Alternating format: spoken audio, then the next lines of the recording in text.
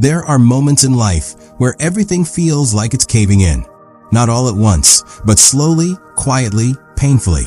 Maybe you're living one of those moments right now. You smile when you're supposed to. You show up when you're expected to. But inside, you're just trying to keep from falling apart. You've given so much of yourself, to people, to dreams, to responsibilities, and you wonder, does any of this even matter? Maybe you've been fighting silent battles. Maybe no one knows how tired you really are. You've tried to stay strong, but strength feels more like survival than victory. You get up each day with a weight in your chest that no one can see. People think you're okay because you function, but functioning isn't healing. It's just hiding the broken pieces behind performance. And I want to tell you something that may be hard to believe in the middle of all this noise. You are not here by accident. Not this moment. Not this room.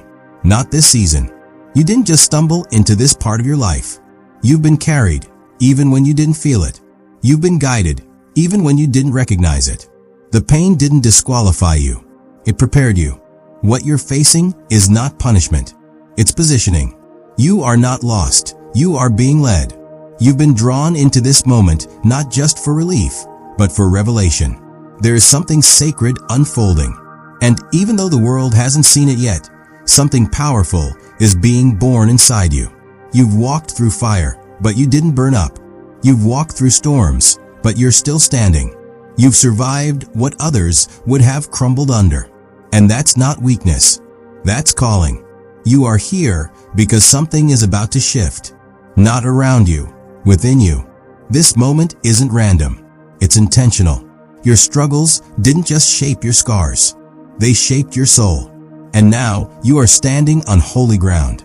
Not because everything is perfect, but because something eternal is awakening in your imperfection.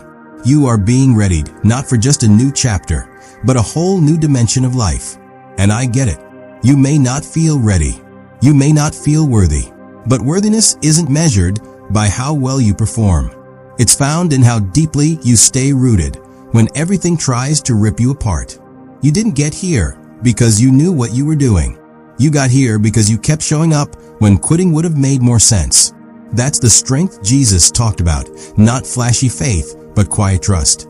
See, strength isn't proven in public victories.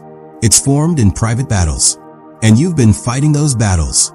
You stayed when walking away felt easier. You chose love when anger wanted to take over. You forgave people who didn't apologize. You gave even when you were empty. That's not just resilience. That's spiritual endurance. That's what Jesus modeled, not escaping the pain, but transforming it. He never promised an easy path, but he showed us the way through it. To serve without needing credit, to love without needing applause, to trust when answers are silent. That's what you've been doing, whether you realized it or not. You didn't retreat when everything fell apart. You stood, wounded, yes, shaken, yes, but still standing, still loving, still believing. And let me be very clear, you're not weak for feeling broken. You're strong because you didn't let the breaking define you. You were being shaped for something greater. Not a better moment, but a divine unveiling. Not just relief from struggle, but elevation through it. This is not about escaping the valley. It's about rising from it. And the reason you're rising isn't because everything finally makes sense. It's because your roots grew deep in the silence. That's what this season is about. It's not about success the way the world defines it. It's about depth, integrity, alignment. And you're stepping into a season that isn't just the result of your prayers. It's the result of your posture. The way you carried yourself when no one was watching. The way you chose hope when bitterness seemed justified.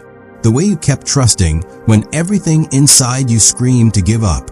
You may not have realized it, but all those decisions were bricks in a foundation being laid beneath you.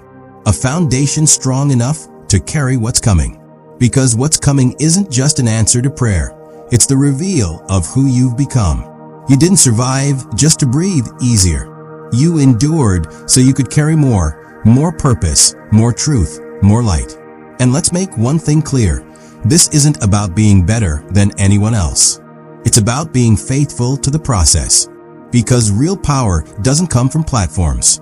It comes from private places where you wrestled, where you surrendered, where you whispered, "I'll stay even when everything said run." That kind of heart is what makes heaven take notice. You didn't wait for comfort. You built through discomfort. You didn't demand clarity. You walked through fog with courage. And now, something inside you is awakening. Not anxiety, activation, not pressure, purpose. Something deep inside your spirit knows this is not the end. This is the beginning of a divine unveiling. And while others may see only a breakthrough, you and your Creator know the cost behind it. So today, I want you to stop minimizing what you walked through. Stop pretending your quiet perseverance was ordinary. It was sacred. It mattered.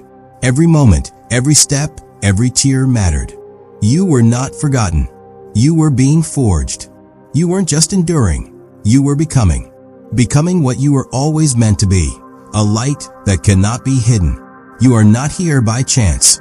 You were called. And the moment you're stepping into now is not just a better season. It's a new level of identity. Not a temporary high, but a permanent unveiling. And you'll know when doors open without effort, when opportunities come without striving, it was never by accident. It was by design. Because you stood, you trusted, and you became. Let's talk about something we don't celebrate enough. The ones who stayed. The ones who didn't need a spotlight to keep believing. The ones who didn't serve for results, but served out of relationship. You know what I'm talking about. You. The one who showed up even when you didn't feel seen. The one who kept doing the right thing when no one clapped for you. You didn't do it for recognition. You did it because something inside you whispered, "Stay faithful." You didn't chase a platform. You didn't build for popularity. You served because it was the right thing to do. Because truth matters to you more than trends. Because you didn't need the world's approval to keep walking in purpose. You just needed alignment with what was right, and that's what set you apart. You didn't serve for applause. You served from love, and that's what Jesus modeled. He didn't seek attention. He washed feet. He didn't demand a stage. He carried a cross.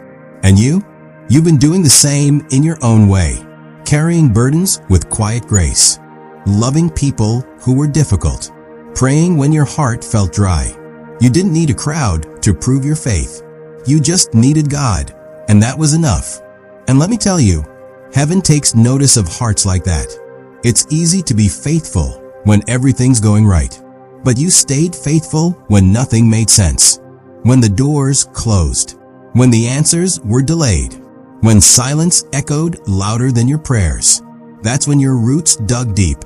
That's when your faith became more than words. That's when your devotion stopped being emotional and became foundational. You were faithful not for outcomes, but for connection. That's where real elevation begins. Not in striving, but in surrender. Not in hustle, but in humility. The world tells you to push harder, fight louder, demand your place. But heaven works differently. Heaven looks for those who kneel. Those who choose integrity when compromise offers an easier way. Those who still say yes in the dark. And when you said yes, even when no felt safer, you were building something eternal.